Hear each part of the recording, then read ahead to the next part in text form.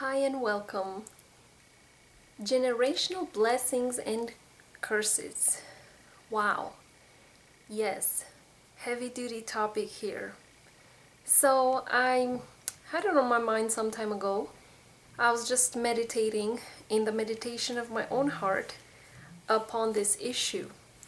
And well, it is in the Bible, and the Lord revealed to me that it is true.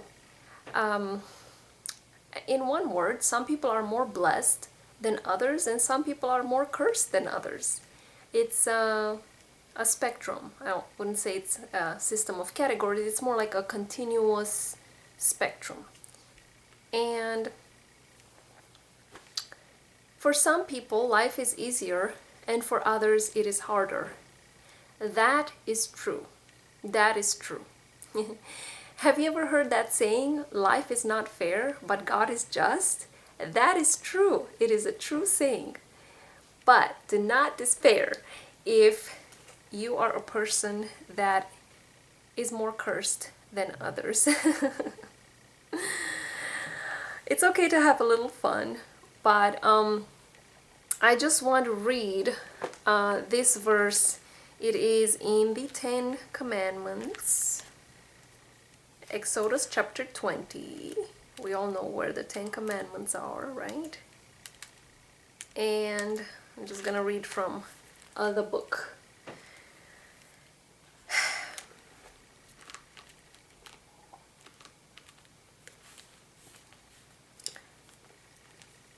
It's in commandment number 2. So I'm gonna read the first 2 commandments, commandments numbers 1 and 2, from the King James Version. Thou shalt have no other gods before me.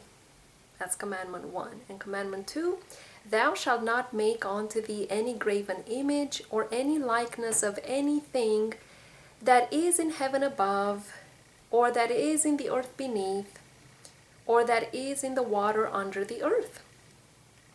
Thou shalt not bow down thyself to them, nor serve them.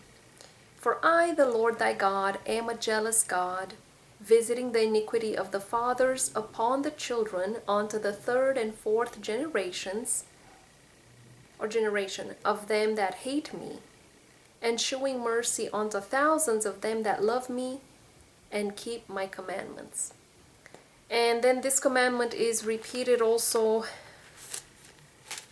in Deuteronomy. It's repeated elsewhere, not too far away from here, in either Leviticus or Deuteronomy. Oh, I think actually it's in Exodus as well. A later chapter of Exodus, actually. Was it chapter 30?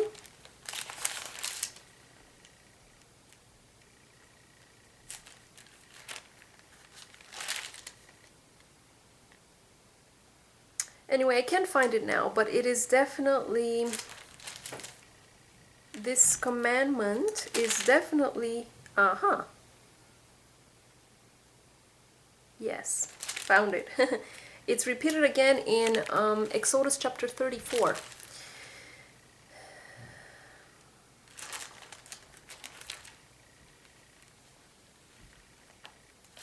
Okay, this is after Moses broke the original tablets of stone upon which God wrote with his own finger the 10 Commandments.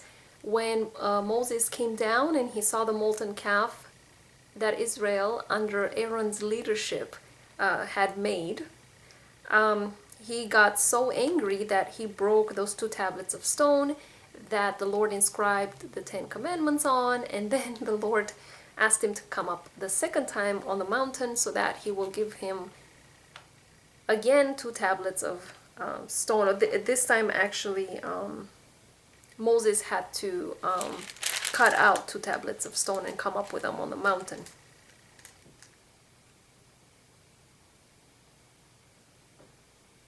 So Exodus chapter 34,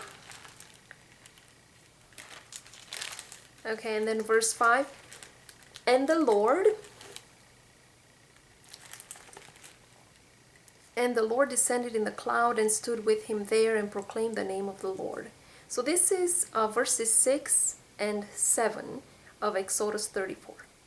And the Lord passed by before him and proclaimed, the Lord God, merciful and gracious, long-suffering and abundant in goodness and truth, keeping mercy for thousands, forgiving iniquity and transgression and sin, and that will by no means clear the guilty, visiting the iniquity of the fathers upon the children and upon the children's children unto the third and to the fourth generation. And then verse 8, and Moses made haste and bowed his head toward the earth and worshipped. And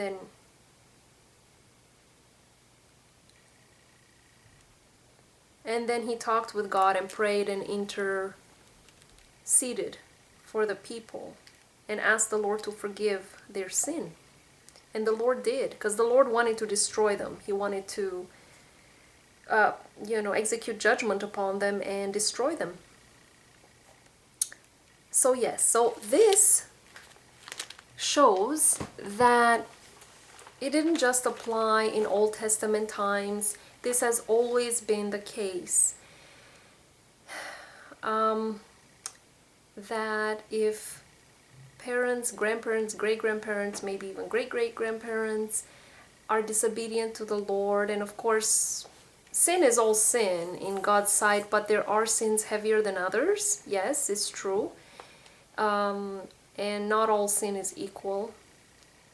Although all sin is deserving unto death, all sin requires the death penalty, but some sins are heavier than others. Okay, they're not all they do not all have the same weight, type of thing.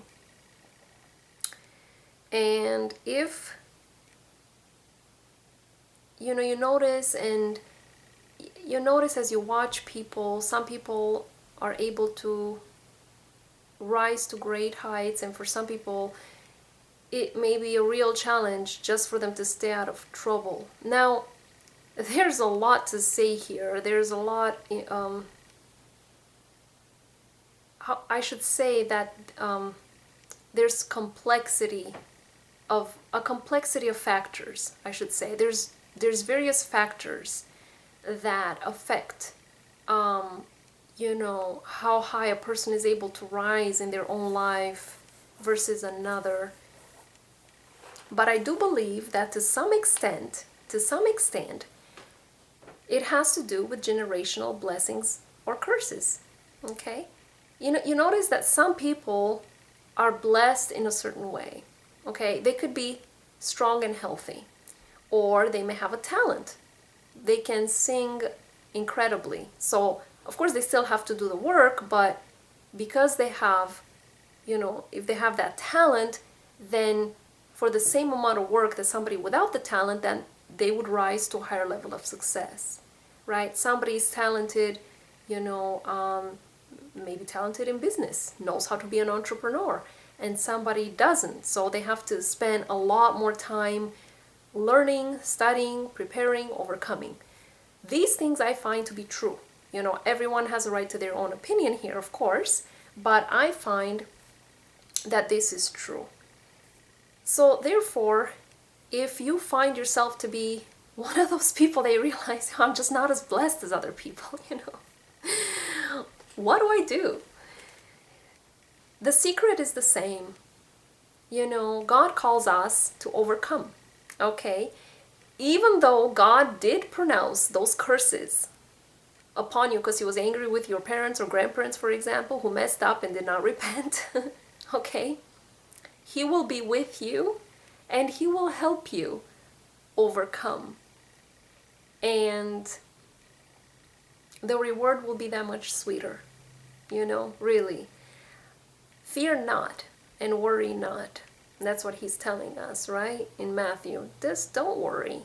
It's not going to make you happier. It's not going to make you healthier. It's not going to make you more productive. Forget it. Put your trust in me. I'm going to bring you through this. So he really wants us to rely on him, and he will always be your truest friend, my truest friend, and will help you overcome. The secret lies in, well, a few points, I should say. Don't compare yourself with other people. Compare yourself to yourself. Don't compare yourself with other people, because oftentimes when we're in a negative frame of mind, we tend to compare our weaknesses with somebody else's strengths. But remember, you have strengths and that person has weaknesses.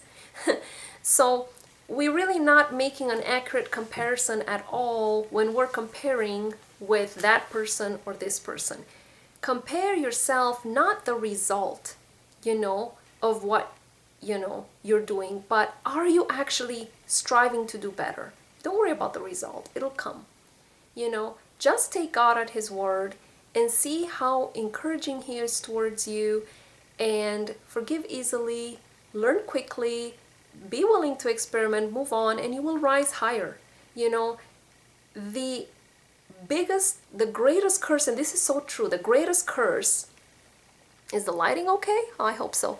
So the greatest curse is the one we really put upon our own self. I will curse myself by having a negative attitude towards my situation, as opposed to looking for the positive, for the good. How blessed I actually am, how blessed I really am. I'm so much more blessed than I'm cursed. We're all blessed and cursed. We're all a combination of being blessed and being cursed. But the ultimate curse lies in a negative attitude, lies in an attitude, not being willing, because we're all able, not being willing to forgive and to really believe God. That's really lies in, we're not trusting God with what He says, with all of His promises. It's really simple, and it's really even not that hard. But we got to exercise our faith, and we have to exercise our will, and we will be able to overcome anything. And it's not so much that where we're going to get to that matters. It's the person that we become in the process of overcoming. If I'm just giving an example, right? If I've been having a habit of negative thinking, constantly condemning myself, God's not condemning me, I'm doing it. I'm bringing that curse upon myself. So it's not enough that, to a certain extent I'm cursed. I'm the one that's further cursing myself. And God is saying, come out of that. He's not going to tell you to snap out of it, because you can't just snap out of it, but says come out of it by trusting in me, right? So come out of that. I'll be with you. I'm going to give you a hope and a purpose for your life and a great joy, and you're going to have great satisfaction. So He's really awesome, and He's always there to coach and encourage us and just show us the way every single day of our life, that we seek Him and strive to live on purpose, in His purpose and on purpose, right? Live our purpose on purpose, right? And it's just amazing. And that is the only thing that can bring us true joy. Just trusting God that we are in the palm of His hand, no matter how much we feel we're cursed, and even if we're blessed, there's people that are blessed of the Lord in every way. They're close to their parents. Their parents are the sweetest. They've got great friends. Maybe they were born in a well-to-do family. They look good. They're strong. They're healthy. And yet, they can just either allow pride to get to their head, or they're not being grateful enough, and then they can develop a bitter heart. It doesn't take long to develop a bitter heart, so we always must guard against this. So all those blessings wouldn't matter, because it's always an issue of the heart. And by the same token, we have seen in life people with great disabilities, health disability, physical disability, mental disability, all kinds of disability, accomplish miraculous things. How can this be possible? Because they trusted God. Okay? So when you think about it, I can walk. There's people that have accomplished incredible feats in a wheelchair, or they were blind, or they were missing an arm or a leg, or both arms and both legs. Some of them were born that way. You'd say, unfortunately, right? And some of them, either were or had some type of accident during their lifetime.